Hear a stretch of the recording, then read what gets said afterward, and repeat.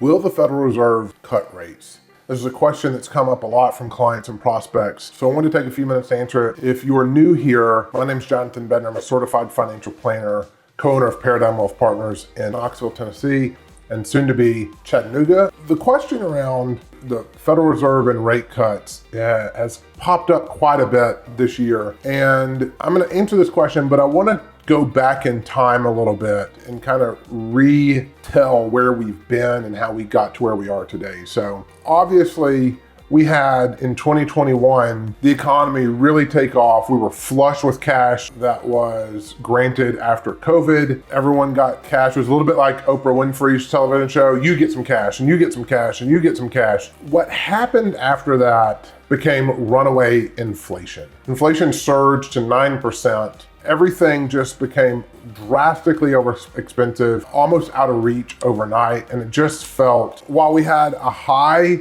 from our investments and everything was doing really good in 2021. As we moved into late 2021, early 2022, there started to feel some resentment just for how much things cost. And it was everything. If you were building a house, it was lumber and windows. If you were paying rent somewhere, it was new rent increases. It was food, it was gas, it was clothing, it was everything, dramatically shot up. And so we found ourselves at a point where inflation was 9% and we needed to do something to try to combat that inflation. Now, from the previous financial crisis, the great financial crisis we saw in 2008, the Federal Reserve had basically kept rates at what was called a zero rate policy for 10 plus years. And this was to stimulate the market and the economy after the great financial crisis of 2008. There's arguments around that was kept too low for too long. We're not going to talk about that today, but I do think there's some merit to everybody getting used to very, very, very low rates when a lot of times the market really was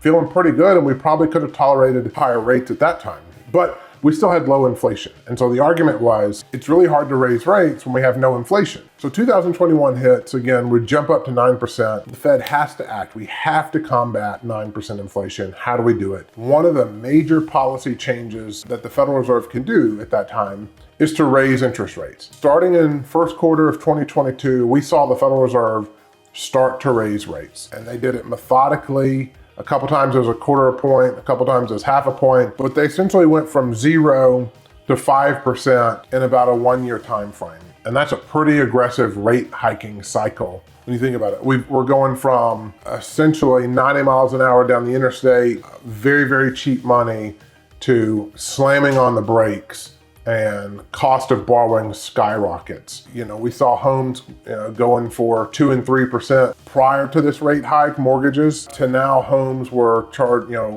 rates on mortgages on homes were 7, 8, and 9. And so this has really caused not only mortgages, but also for businesses, for credit cards, for everything, auto loans, everything has increased the borrowing cost. And so it's made it harder for people to buy new things. But I'll say, the economy's actually been resilient. It's weathered this rate hike pretty smoothly. We have a strong labor market. We have lots of jobs openings and people employment. Low employment still around 4%. People have spent some of the savings that they've accumulated from COVID, but that's one of the things that I think helped us kind of weather that rate hiking cycle was the amount of cash that people had put back and the ability to continue to spend and buy things to weather that storm. So it helped keep the economy strong. Wage gains are increasing. And so as the Federal Reserve hiked rates, we've seen over the last year or so, CPI, which is a fancy word for inflation, come down. So we're at around 3.4 right now. If we look at this blue line right here, that is core CPI. That core CPI is CPI, and we take out food and energy.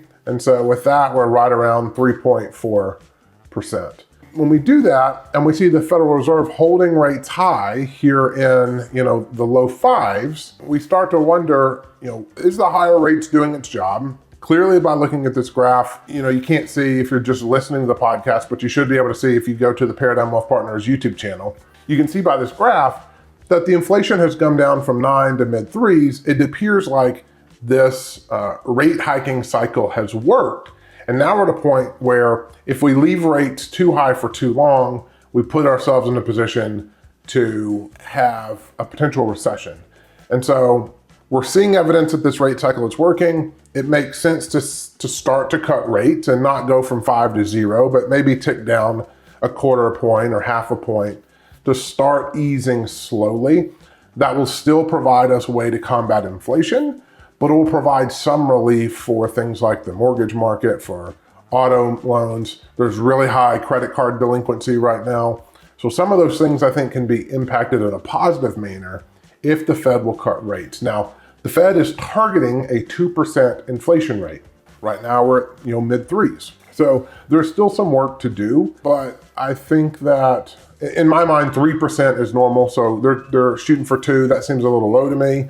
That's been the standard over the last 10 or 15 years. So that's what the Fed has gotten accustomed to. So I guess the question is, will the Federal Reserve cut rates this year? We were projecting early on, most people were projecting that the Fed would cut rates multiple times.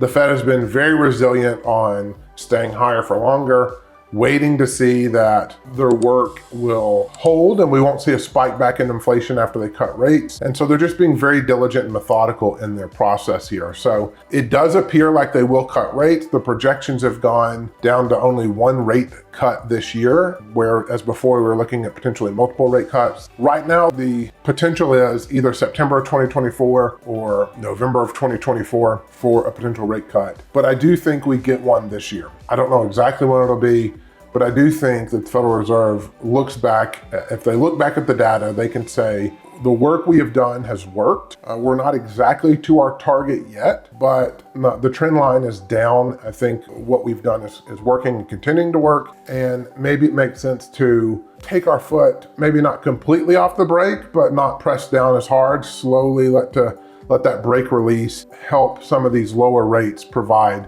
some positive impact for mortgage loans, car loans, business loans, those sort of things, to help us continue to try to avoid a potential recession. So that is my long-winded answer on, will the Federal Reserve cut rates this year? Thank you for listening. And if you are watching, thank you for watching. Have a wonderful day. Be confident in your time.